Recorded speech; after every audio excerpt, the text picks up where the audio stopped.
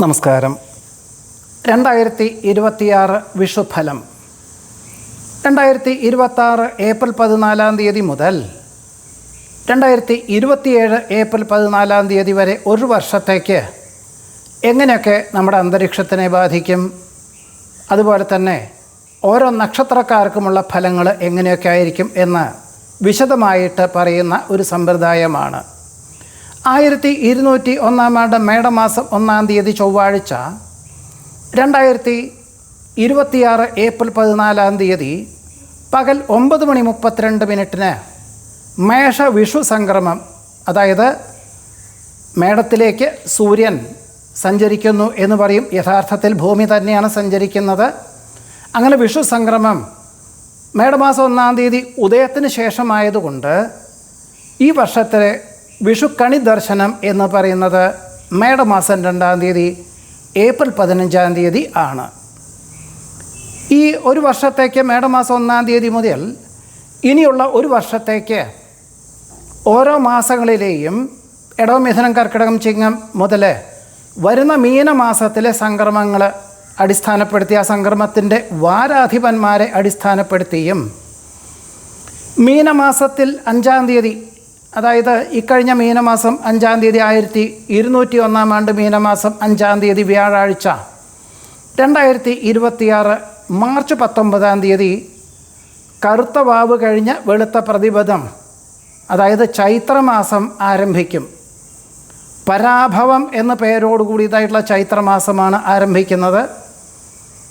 ഈ ചൈത്രമാസം മുതൽ ഈ 2 മാസത്തിലെ ഋതുക്കൾ അടിസ്ഥാനപ്പെടുത്തിയും ഇനി പകൽ ഈ ഒരു വർഷത്തേക്ക് സംക്രമങ്ങൾ, ഞാറ്റുവേലകൾ, അതായത് 17 ഞാറ്റുവേലകളാണ് പകൽ വരുന്നത്. രാത്രി ഞാറ്റുവേല വരുന്നത് 10 ആണ് 27 ഞാറ്റുവേലകളിൽ. തിരുവാതിര ഞാറ്റുവേല ഇതിലേറ്റവും പരമപ്രധാനമാണ്. മിഥുനമാസം 8 ജൂൺ 22 പകൽ 12:25 തിരുവാതിര ഞാറ്റുവേല തുടങ്ങും. ഇതിന് പുറമെ ഈ ഒരു വർഷത്തേക്ക് ചൊവ്വ, ബുധൻ, വ്യാഴം, ശുക്രൻ, ശനി എന്നീ ഗ്രഹങ്ങളുടെ സംയോഗം, അന്യോന്യ വീക്ഷണം, സ്ഥിതികൾ, ഇതൊക്കെ വിലയിരുത്തിക്കൊണ്ടാണ് ഈ ഒരു വിഷുഫലം എന്നുള്ള ഒരു സമ്പ്രദായം അവതരിപ്പിക്കുന്നത്. ആദ്യമായിട്ട് നമുക്കൊക്കെ തന്നെ മഴ എങ്ങനെ ലഭിക്കും എന്നുള്ളത് കൂടി ഇതിൽ സൂചിപ്പിക്കുന്നു. അതിന് പുറമെ ഈ ജൂൺ മാസം 2 2026 ജൂൺ 2 വ്യാഴം കർക്കിടകം രാശിയിലേക്ക് സംക്രമിക്കും. ഒക്ടോബർ 31 ചിങ്ങം രാശിയിലേക്കും, ജനുവരി 2027 ജനുവരിയിൽ കർക്കിടകത്തിലേക്ക് ആദ്യം സഞ്ചരിക്കും. 2027 ജൂണിൽ ആദ്യം ചിങ്ങം രാശിയിൽ സഞ്ചരിക്കും. ഇങ്ങനെ വ്യാഴത്തിൻ്റെ ഈ ഒരു സഞ്ചാര പഥവും കൂടി കണക്കിലെടുത്ത് ഈ ഭൂമിയിലേക്ക് അല്ലെങ്കിൽ ലോകത്തിന് തന്നെ എന്തൊക്കെ വ്യതിയാനങ്ങളും മാറ്റങ്ങളും ഉണ്ടാവും എന്നുകൂടി ഈ ഒരു വിഷുഫലത്തിൽ സൂചിപ്പിക്കുന്നുണ്ട്. ആദ്യമായിട്ട് ഈ ഒരു വർഷം മഴ എങ്ങനെയൊക്കെ ലഭിക്കും എന്നുള്ളത് നമുക്ക് നോക്കാം. ഏപ്രിൽ മാസം 14 കാർമേഘം ഒക്കെ ഉരുണ്ടുകൂടി ഒരു ചെറിയ കാറ്റൊക്കെ വന്ന് ഭവിക്കുകയും, എന്നാൽ ഈ കാറ്റിൻ്റെ ആധിക്യത്താൽ മഴ ലഭിക്കാത്ത ഒരവസ്ഥയുണ്ടാവും. എന്നിരുന്നാലും അന്തരീക്ഷത്തിൽ ഒരു മഴയുടെ പ്രതീതി വന്നു ചേരും. ഏപ്രിൽ 16, 17 എന്നീ തീയതികളിൽ ചെറിയ മഴയ്ക്ക് സാധ്യതയുണ്ട്. 14 മുതൽ തന്നെ ഈ കാർഷികമായിട്ട് വിതയ്ക്കാൻ അനുകൂലമായിട്ടുള്ള, അതായത് നെല്ല് വിതച്ച് കഴിഞ്ഞാൽ അത് മുളയ്ക്കാൻ തക്കവണ്ണം ഉള്ള മഴയാണ് ഈ 14, 15, 16 അല്ലെങ്കിൽ 16, 17 എന്ന തീയതികളിൽ ഉണ്ടാവുക. ഏപ്രിൽ 19 മുതൽ 23 വരെയുള്ള ദിവസങ്ങളിൽ ദിവസവും ചാറ്റൽ മഴ എന്ന് പറയുന്ന ചെറിയ രീതിയിൽ മഴ ലഭിക്കാനുള്ള സാധ്യതയുണ്ട്. മെയ് 1 മുതൽ 7 വരെയാണെങ്കിലോ മഴയ്ക്ക് ഒരു തുടക്കം കുറിക്കുക. കാലവർഷമൊക്കെ നമുക്കൊക്കെ അറിയാം, ജൂൺ മാസത്തിലെ തുടങ്ങുകയുള്ളൂ. എങ്കിൽ പോലും മെയ് 1 മുതൽ മൊത്തത്തിലൊരു കാലവർഷ പ്രതീതിക്ക് സാധ്യതയുണ്ട്. മെയ് 14, 15, 16 എന്നീ തീയതികളിലും 19, 20, 21 തീയതികളിലൊക്കെ തന്നെ നല്ല രീതിയിൽ ഒരു മഴ ലഭിക്കാനുള്ള സാധ്യതയുണ്ട്. എന്നിരുന്നാലും ഉഷ്ണമൊന്നും കുറയില്ല, കാലവർഷം എന്ന് പറയാനും സാധിക്കില്ല.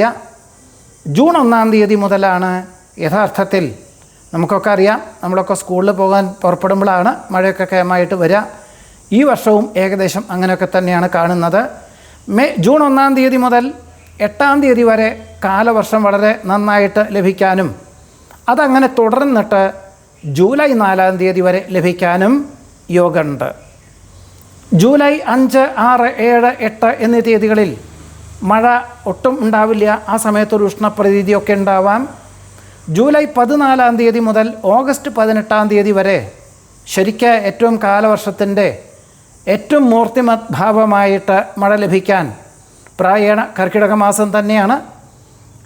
ഈ കർക്കിടക മാസത്തിൽ വളരെ നല്ല നിലയിലുള്ള മഴ ലഭിക്കും. ജൂലൈ 23 മുതൽ ഓഗസ്റ്റ് 12 തീയതി വരെ ഉഷ്ണപ്രതീതി, ആ ഉഷ്ണം വർദ്ധിക്കുന്നതിൻ്റെ വെളിച്ചത്തിൽ കാറ്റ്, പല സ്ഥലങ്ങളിലും കാറ്റ്, കാർഷികമായിട്ടുള്ള വിളകൾക്ക് നഷ്ടങ്ങൾ സംഭവിക്കുക, അതുകൊണ്ട് ജനങ്ങൾക്കും അതെ പല പ്രകാരത്തിലും അരിഷ്ടതകൾ ഉണ്ടാവുക, ഇതിനൊക്കെ സാധ്യതയുണ്ട്. മകയിര നക്ഷത്രത്തിൽ കുജൻ സഞ്ചരിക്കുന്ന ഈ കാലം ആയതുകൊണ്ട് സെപ്റ്റംബർ 26 തീയതി മുതൽ കാലവർഷ പ്രതീതി തുലാവർഷ പ്രതീതി ഛായയ്ക്ക്, അതായത് ഒക്ടോബർ 17 മുതലാണ് യഥാർത്ഥത്തിൽ തുലാമാസം തുടങ്ങുന്നത് എങ്കിൽ പോലും സെപ്റ്റംബർ 16 തീയതി മുതൽ തന്നെ തുലാവർഷ പ്രതീതിയോടുകൂടിയതായിട്ടുള്ള മഴ ലഭിക്കാനുള്ള സാധ്യതയുണ്ട്. ഒക്ടോബർ 11 മുതൽ നവംബർ 5 തീയതി വരെ തുലാവർഷം വളരെ നല്ല നിലയിൽ ലഭിക്കും. നമുക്കൊക്കെ തുലാവർഷം നല്ല നിലയിൽ ലഭിച്ചാൽ മാത്രമേ വരുന്ന വർഷത്തേക്ക് ഒരു ജലം സംഭരിക്കാനുള്ള സാഹചര്യങ്ങളും കാർഷികമായിട്ടുള്ള മേഖലകൾക്കൊക്കെ അനുകൂലമായി തീരുകയുള്ളൂ. ജനുവരി 24, 25, 26 എന്നീ തീയതികളിൽ ആദ്യം മഴ ലഭിക്കാൻ പൊതുവെ മകരമാസത്തിൽ മഴ ലഭിക്കുക വളരെ കുറവാണ്. എന്നാൽ ഈ വർഷം ജനുവരി 24, 25, 26 കാലങ്ങളിൽ ചെറിയൊരു മഴ ലഭിക്കാനും ഫെബ്രുവരി 24 മുതൽ മാർച്ച് 11 തീയതി വരെ മൂടിക്കെട്ടിയിട്ടുള്ള ഒരു അന്തരീക്ഷം, അതുകൊണ്ട് തന്നെ ഉഷ്ണം വർദ്ധിക്കും. ഏപ്രിൽ 6, 7 എന്നീ തീയതികളിലൊക്കെ തന്നെ വേനൽ മഴ ലഭിക്കാനും സാധ്യതയുണ്ട്. അല്ലെങ്കിൽ കുംഭമാസത്തിലെ കുംഭമഴ എന്നൊക്കെ പറയും, അത് ഫെബ്രുവരി 24 മുതൽ ആണ് ലഭിക്കാൻ സാധ്യതയുള്ളത്. പൊതുവെ ബഹുവർഷം, അതിവർഷം, മഹാവർഷങ്ങളൊക്കെ തന്നെ ഇതിൽ ഈ ഒരു ഫലങ്ങളിൽ പല സ്ഥലങ്ങളിലും പറയുന്നുണ്ടെങ്കിൽ പോലും അന്തിമമായിട്ട് പറയുന്നത് എല്ലാ പ്രദേശങ്ങളിലും ഉചിതമാകും വിധത്തിൽ കാർഷികമായിട്ടുള്ള മേഖലകൾക്കും ധാന്യവിളകൾക്കും ഉചിതമാകും വിധത്തിലുള്ള മഴ ലഭിക്കുവാനുള്ള സാധ്യത പോലും ഈ ഒരു വർഷത്തിൽ ഏപ്രിൽ 14 മുതൽ 2027 ഏപ്രിൽ 14 വരെയുള്ള കാലയളവിൽ കാണുന്നുണ്ട്. 2026 വിഷുഫലത്തിൽ പൊതുവെയുള്ള ഫലങ്ങൾ എങ്ങനെയാണ് എന്ന് നോക്കാം.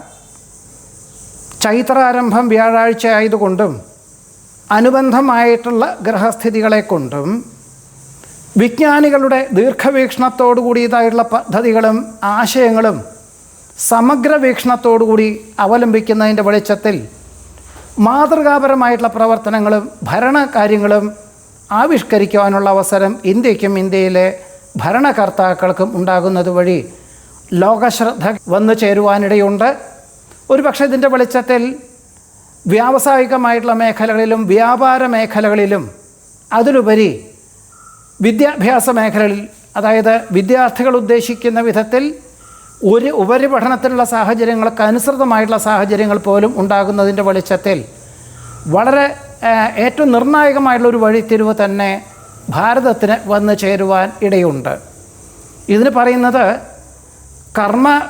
കർമ്മരത സുധർമ്മ സന്മാർഗക നീതിവിഭോ നരേന്ദ്ര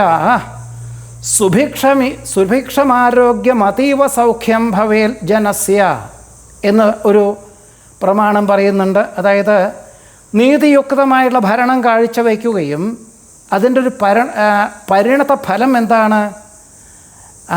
സുഭിക്ഷമാരോഗ്യം അതീവ സൗഖ്യം ഭവേൽ ജനസ്യ, ജനങ്ങൾക്ക് സുഭിക്ഷമായിട്ടുള്ള ജീവിതം, ആരോഗ്യത്തോടു കൂടിയതായിട്ടുള്ള ജീവിതം, സൗഖ്യപ്രദമായിട്ടുള്ള ജീവിതം വന്നു ചേരും എന്നുകൂടിയാണ് ഈ ദീർഘവീക്ഷണത്തോടു കൂടിയതായിട്ടുള്ള പദ്ധതികളും ഭരണ സാഹചര്യങ്ങളും ഭരണപരിഷ്കാരങ്ങളൊക്കെ ആവിഷ്കരിക്കുന്നതിൻ്റെ പരിണത ഫലം എന്ന് സൂചിപ്പിക്കുന്നു. ഓഹരി വിപണിയിലാണെങ്കിൽ ഒക്ടോബർ 31 മുതൽ ജനുവരി 25 വരെ ഇന്നത്തെ ഒരു ക്ഷീണാവസ്ഥകളൊക്കെ മാറി പിന്നീട് അവിടുന്ന് അങ്ങോട്ട് ക്രമാനുഗതമായിട്ടുള്ള പുരോഗതിക്കും 2027 ജൂണിന് ശേഷം വളരെ നല്ല നിലയിൽ ഓഹരി വിപണിക്ക് അനുകൂലമായിട്ടുള്ള സാഹചര്യങ്ങൾ പോലും വന്നു ചേരുവാൻ ഇടയുണ്ട്.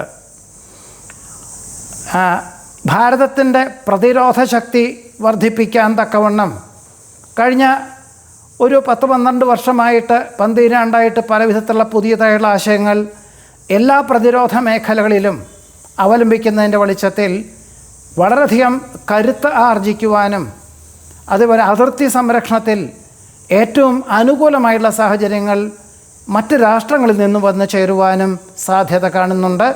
ശാസ്ത്ര സാങ്കേതിക വിദ്യയിൽ പ്രവർത്തിക്കുന്നവർക്കും ശാസ്ത്രജ്ഞർക്കും അനുകൂലമായിട്ടുള്ള സാഹചര്യങ്ങളും അംഗീകാരങ്ങളും വന്നു ചേരുവാൻ ഇടയുണ്ട്. സിനിമാ വ്യവസായത്തിൽ ക്രമാനുഗതമായിട്ടുള്ള പുരോഗതി ഉണ്ടാവുകയും ലോക നിലവാരം പുലർത്തുന്നതും ലോക അംഗീകാരം ലഭിക്കുന്ന വിധത്തിലുള്ള സാഹചര്യങ്ങൾ വന്നു ചേരുവാൻ സിനിമാ വ്യവസായ മേഖലകളിൽ സാധ്യത പോലും കാണുന്നതുമുണ്ട്. ജൂൺ മാസം 2 വ്യാഴം കർക്കിടകം രാശിയിലേക്കും ഒക്ടോബർ 31 ചിങ്ങം രാശിയിലേക്കും ജനുവരി 2027 ജനുവരി 25 ആദ്യ കർക്കിടകം രാശിയിലേക്കും പിന്നെ ജൂൺ 26 അതായത് 2027 ജൂൺ 26 ആദ്യ ചിങ്ങം രാശിയിലും പ്രവേശിക്കുന്ന ഈ വ്യാഴത്തിൻ്റെ ഒരു അതിചാരം എന്ന് പറയാം. ഇത് പലപ്പോഴും ലോകത്തിന് ഭയമുണ്ടാക്കുക, ഭരണകർത്താക്കൾ തമ്മിൽ തർക്കം, ഭരണകർത്താക്കൾ തമ്മിൽ യുദ്ധം എന്നുള്ള ഒരവസ്ഥയാണ് യഥാർത്ഥത്തിൽ.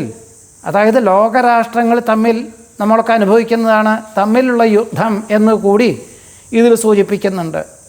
അത് ലോകഭയത്തിനും ലോകനാശത്തിനും വഴിയൊരുക്കുന്ന ഈ ഒരു അവസ്ഥയിൽ അതിന് മാതൃകാപരമായിട്ടുള്ള നേതൃത്വം നൽകുവാനുള്ള സാഹചര്യങ്ങൾ ഭാരതത്തിലെ ഭരണകർത്താക്കൾക്ക് വന്നു ചേരുവാനും ജൂൺ 2 കഴിഞ്ഞാൽ ഇതിൻ്റെ ഈ ഒരു ആധികുമാരി യുദ്ധത്തിന് ഒരു വിരാമം വന്നു ചേരുവാനുള്ള സാഹചര്യങ്ങളുണ്ടാവും. എന്നാൽ പൂർണ്ണമായിട്ടും ഒരു വിടുതൽ ഒക്ടോബർ 31 ശേഷമേ ഉണ്ടാവുകയുള്ളൂ.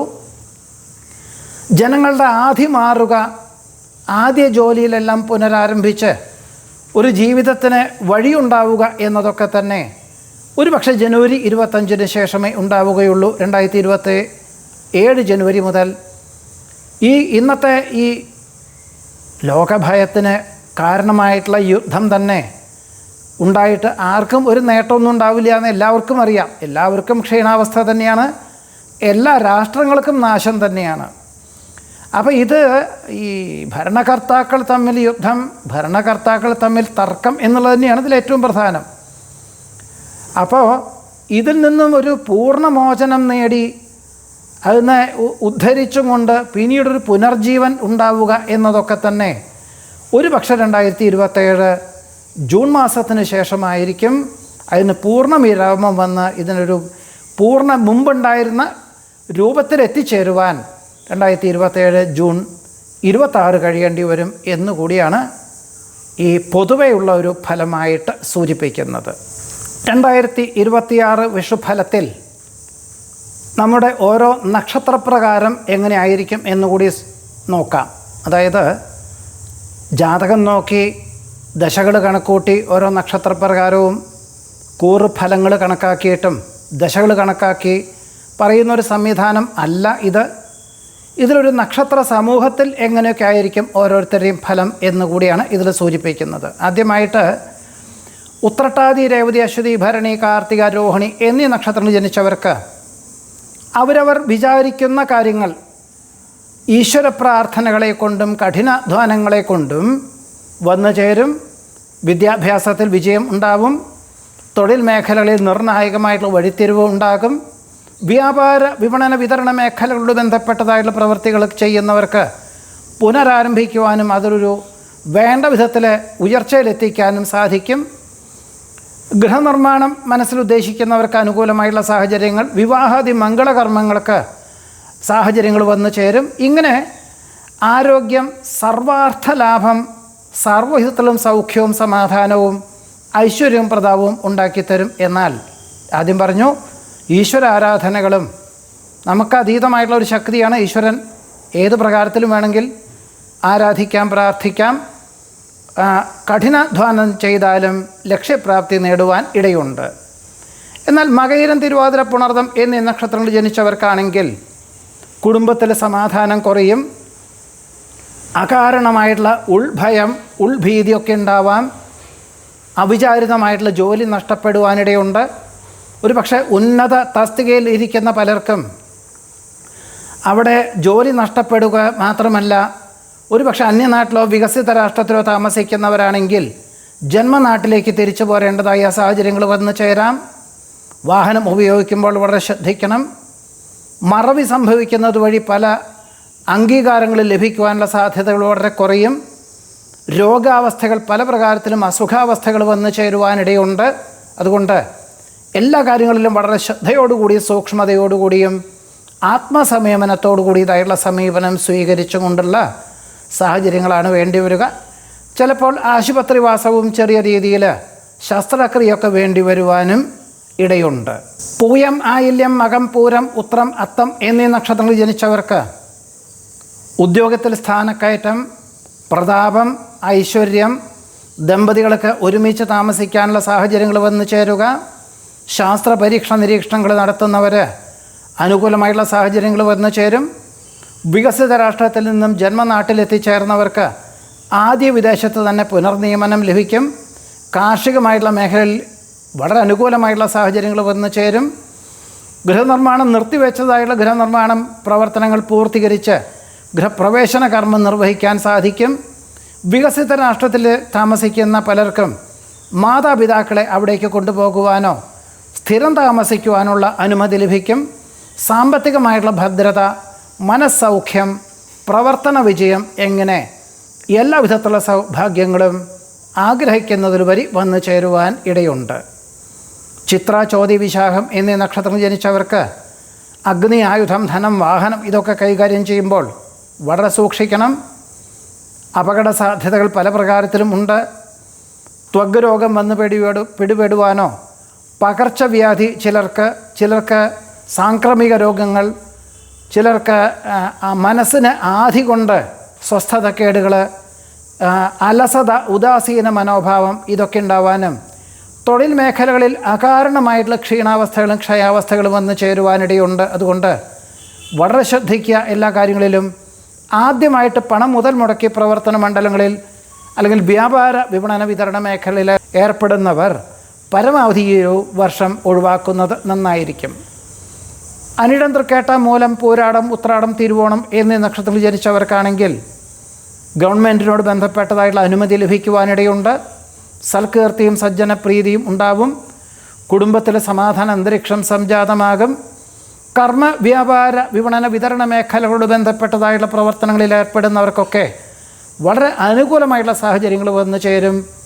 പഠിച്ച വിഷയത്തിനോടനുബന്ധമായിട്ടുള്ള ഉദ്യോഗം ലഭിക്കുക, ജോലിയോടൊപ്പം പഠിക്കാനുള്ള അവസരം ഉണ്ടാവുക, ഇങ്ങനെ എല്ലാ വിധത്തിലുള്ള സൗഭാഗ്യങ്ങളും ആഗ്രഹിക്കുന്നതിലുപരി വന്നു ചേരുവാൻ ഇടയുണ്ട്. അവിട്ടം, ചതയം, പൂരോരുട്ടാതി എന്നീ നക്ഷത്രങ്ങൾ ജനിച്ചവർക്കാണെങ്കിൽ പല പ്രകാരത്തിലും സ്വസ്ഥതക്കേടുകളും മാർഗതടസ്സങ്ങളും തൊഴിൽപരമായിട്ടുള്ള ക്ഷീണാവസ്ഥകളും ചെറിയ രീതിയിൽ വാഹനാപകടവും മാനസികമായിട്ടുള്ള വിഭ്രാന്തി ഉണ്ടാവുകയും അകാരണമായിട്ടുള്ള കാലതാമസവും തടസ്സങ്ങളും എല്ലാ കാര്യങ്ങൾക്കും ഉണ്ടാകുവാനിടയുണ്ട്. അതുകൊണ്ട് വളരെയധികം ശ്രദ്ധിക്കണം. എല്ലാ മേഖലകളിലും പലപ്പോഴും ജോലി ഉപേക്ഷിച്ചാലോ, ജന്മനാട്ടിൽ വന്ന് ചേർന്നാലോ, വ്യാപാരത്തിൽ പണം മുതൽ മുടക്കിയാലോ എന്ന പല തോന്നലുകളും ഉണ്ടാകുമെങ്കിൽ പോലും അതെല്ലാം തന്നെ വൃഥാവിലായി തീരുവാൻ സാധ്യതയുണ്ട് എന്നുകൂടി സൂചിപ്പിക്കുന്നു. 2026 വിഷുഫലത്തിൽ ഇനി ഓരോ നക്ഷത്ര സമൂഹത്തിലും ആരോഗ്യം, അനാരോഗ്യം, വരവ്, ചെലവ് എന്ന് പറയുമ്പോൾ പൊതുവെ സാമ്പത്തികം എന്ന് മാത്രമല്ല, മനസ്സിലുദ്ദേശിക്കുന്ന കാര്യങ്ങൾ സാധിക്കുക അല്ലെങ്കിൽ മാർഗതടസ്സങ്ങൾ ഉണ്ടാവുക, ഇതിനെല്ലാം ഉപരിയായിട്ട് ഓരോ മാസങ്ങളിലും പദാർത്ഥങ്ങളുടെ വില നിലവാരത്തെപ്പറ്റിയും ഈ വിഷുഫലത്തിൽ പ്രതിപാദിക്കുന്നുണ്ട്. രോഹിണി, പൂയം, ഉത്രം, വിശാഖം, പൂരാടം, ചതയം എന്നീ നക്ഷത്രം ജനിച്ചവർക്ക് എല്ലാ പ്രകാരത്തിലും അനുകൂലമായിട്ടുള്ള സാഹചര്യങ്ങൾ, തൊഴിൽ മേഖലകളിൽ പുരോഗതി, സാമ്പത്തികമായുള്ള നീക്കിയിരിപ്പ് എന്നിവ ഉണ്ടാവും. ഭരണി, തിരുവാതിര, മകം, ചിത്ര, തൃക്കേട്ട, തിരുവോണം, ഉത്രട്ടാതി എന്നീ നക്ഷത്രം ജനിച്ചവർ ചെലവിനങ്ങളിൽ വളരെയധികം വർദ്ധിക്കുന്നതിനാൽ നിയന്ത്രണം നിർബന്ധമായിട്ടും വേണം. വളരെയധികം ശ്രദ്ധിക്കേണ്ടതാണ്. പണം മുതൽ മുടക്കിയിട്ടുള്ള പ്രവർത്തന മണ്ഡലങ്ങളും പരമാവധി വളരെ ശ്രദ്ധയോടുകൂടി ചെയ്യേണ്ടതാണ് എന്നുകൂടി സൂചിപ്പിക്കുന്നു. അശ്വതി, കാർത്തിക, മകയിരം, പുണർദം, ആയില്യം, പൂരം, അത്തം, ചോതി, അനിഴം, മൂലം, ഉത്രാടം, അവിട്ടം, പൂരോരുട്ടാതി, രേവതി എന്നീ നക്ഷത്രം ജനിച്ചവർക്കാണെങ്കിൽ വരവും ചെലവും തുല്യമായിരിക്കും. ഇവർക്കും അതെ, പണം കൈകാര്യം ചെയ്യുന്ന വിഷയത്തിലോ തൊഴിൽ മേഖലകളോട് ബന്ധപ്പെട്ടോ കുറച്ച് കൂടുതൽ പ്രയത്നം എല്ലാ കാര്യങ്ങളിലും വേണ്ടി വരും എന്നുകൂടി ഉള്ള സൂചനകൾ നൽകുന്നുണ്ട്. അശ്വതി, രോഹിണി, തിരുവാതിര, ആയില്യം, ഉത്രം, ചിത്ര, അനിഴം, പൂരാടം, തിരുവോണം, പൂരോരുട്ടാതി എന്നീ നക്ഷത്രത്തിൽ ജനിച്ചവർക്കാണെങ്കിൽ ആരോഗ്യം വളരെ തൃപ്തികരമായിരിക്കും. ചികിത്സ ഫലിക്കുന്നത് വഴി വളരെ ആശ്വാസത്തോടു കൂടിയും സമാധാനത്തോടു കൂടിയും ജീവിതം നയിക്കാനുള്ള സാഹചര്യങ്ങളെല്ലാം ഉണ്ടാവും. ഭരണി, മകയിരം, പൂയം, അത്തം, വിശാഖം, തൃക്കേട്ട, ഉത്രാടം, ചതയം, ഉത്രട്ടാതി എന്നീ നക്ഷത്രത്തിൽ ജനിച്ചവർക്കാണെങ്കിൽ അനാരോഗ്യത്താൽ പല കാര്യങ്ങൾക്കും തടസ്സങ്ങളുണ്ടാവാം.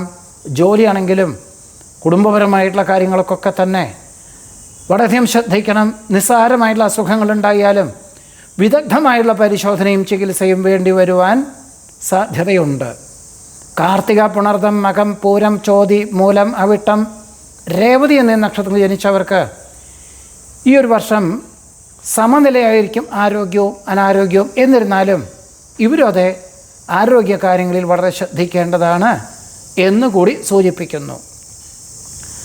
ഇടവം, മിഥുനം, കന്നി, മകരം, കുംഭം എന്നീ മാസകാലങ്ങളിൽ പദാർത്ഥങ്ങൾക്കെല്ലാം തന്നെ വില വർദ്ധിക്കുവാനാണ് യോഗമുള്ളത്. അതായത് മെയ് 15-ാം തീയതി മുതൽ ജൂലൈ 17-ാം തീയതി വരെയും സെപ്റ്റംബർ 17 മുതൽ ഒക്ടോബർ 16 വരെയും 2027 ജനുവരി 14 മുതൽ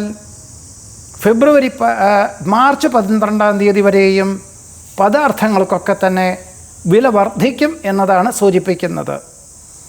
മേടം, കർക്കിടകം, ചിങ്ങം എന്നീ മാസകാലങ്ങളിൽ പൊതുവെ പദാർത്ഥങ്ങൾക്ക് വില കുറയുവാനാണ് യോഗമുള്ളത്. അതായത് ഏപ്രിൽ 14 മുതൽ മെയ് 14 വരെയും ജൂലൈ 17 മുതൽ സെപ്റ്റംബർ 17 വരെയും പൊതുവെ പദാർത്ഥങ്ങളുടെ വില കുറയും. തുലാം, വൃശ്ചികം, ധനു, മീനം എന്നീ മാസകാലങ്ങളിലാണെങ്കിൽ പദാർത്ഥങ്ങളുടെ വില നിലവാരം എന്ന് പറയുന്നത് സമനിലയിലായിരിക്കും എന്ന് സൂചിപ്പിക്കുന്നു. അതായത് ഒക്ടോബർ 17 മുതൽ 2027 ജനുവരി 14 വരെയുള്ള തുലാം, വൃശ്ചികം, ധനു എന്നീ മാസകാലങ്ങളിലും മാർച്ച് 13-ാം തീയതി മുതൽ 2027 മാർച്ച് മുതൽ 2027 ഏപ്രിൽ 13-ാം തീയതി വരെയുള്ള മീനമാസത്തിലും പദാർത്ഥങ്ങളുടെ വില നിലവാരമൊക്കെ തന്നെ സമനിലയിലായിരിക്കും എന്നുകൂടിയാണ് ഇതിൽ സൂചിപ്പിക്കുന്നത്. ഇന്നു മുതൽ ഒരു വർഷത്തേക്ക് ഈ ഒരു വിഷുഫലം എല്ലാവർക്കും ആയുരാരോഗ്യ സമ്പൽ സമൃദ്ധികൾ ഉണ്ടാകുവാനായിട്ട് ജഗദീശ്വരനോട് പ്രാർത്ഥിക്കുന്നു. 2026 മേടമാസം 1-ാം തീയതി, അതായത് ഏപ്രിൽ 14-ാം തീയതി ഈ വർഷം ഉദിച്ചതിന് ശേഷം 9:32 മേടസംക്രമം ഉള്ളത്. അതുകൊണ്ടാണ് പിറ്റേ ദിവസം എന്ന് പറയുന്ന മേടം 2-ാം തീയതി ഏപ്രിൽ 15-ാം തീയതിയാണ് ഈ വർഷം വിഷുക്കണി ദർശനത്തിനുള്ള ദിവസം. യഥാർത്ഥത്തിൽ സമരാത്രിന്ദിവേ വിഷു, രാത്രിയും പകലും ഒരേപോലെ വന്നു ചേരുന്ന ആ ഒരു ദിവസങ്ങളെയാണ് യഥാർത്ഥത്തിൽ ദിവസത്തിനെയാണ് തുലാമാസത്തിലും വരും മേടമാസത്തിലും വരും. എന്നിരുന്നാൽ നമ്മളൊക്കെ ഇതൊരു ആഘോഷമായിട്ട് ആചരിക്കുന്നത് ഒരു പക്ഷേ കഴിഞ്ഞ വേനലൊക്കെ കഴിഞ്ഞ് ഫലമൂലാദികളൊക്കെ കൃഷി ചെയ്ത് ഒരു വിഷുക്കണി ദർശനം, അതിന് സാധാരണഗതിയിൽ പൂജാമുറിയിലോ ശ്രീലാകത്തോ അല്ലെങ്കിൽ പൂജാമുറി ഉണ്ടെങ്കിൽ അല്ലെങ്കിൽ ഫോട്ടോസൊക്കെ വെച്ച് ആരാധിക്കുന്ന സ്ഥലത്തൊക്കെ തലേ ദിവസം തന്നെ കണിക്കൊക്കെ ഒരുക്കും. കാലത്ത് ഒന്നും ആദ്യം അവിടെ ചെന്നിരുന്ന് കൃഷ്ണനെയും അതേപോലെ തന്നെ ഏറ്റവും നമുക്ക് ആഹ്ലാദം തരുന്ന ഏറ്റവും നല്ല കണിക്കൊന്ന മറ്റുള്ള ഫലമൂലാദികളെല്ലാം കണ്ട് പുതിയ ഒരു വർഷത്തെ നമ്മൾ വരവേൽക്കുകയാണ്, സ്വീകരിക്കുകയാണ്.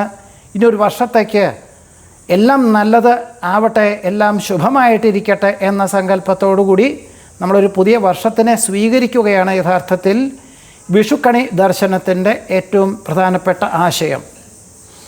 ഇതിൽ കണി അതായത് രാത്രിയെ മൂന്നാക്കി ഭാഗിച്ച് അതിൽ മൂന്നാമത്തെ ഭാഗം അതായത് അഹസ് പുലര എന്ന് പറയും.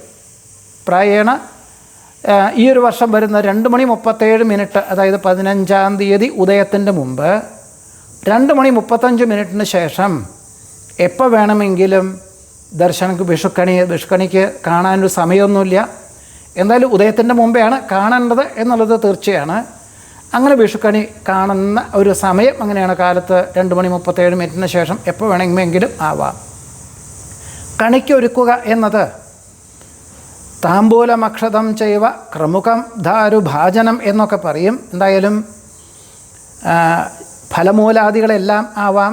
ഈ വർഷത്തിലാദ്യമായിട്ട് കൃഷി ചെയ്തിട്ട് ഉണ്ടാക്കിയിട്ടുള്ള ഫലം ഒക്കെ ആവാം.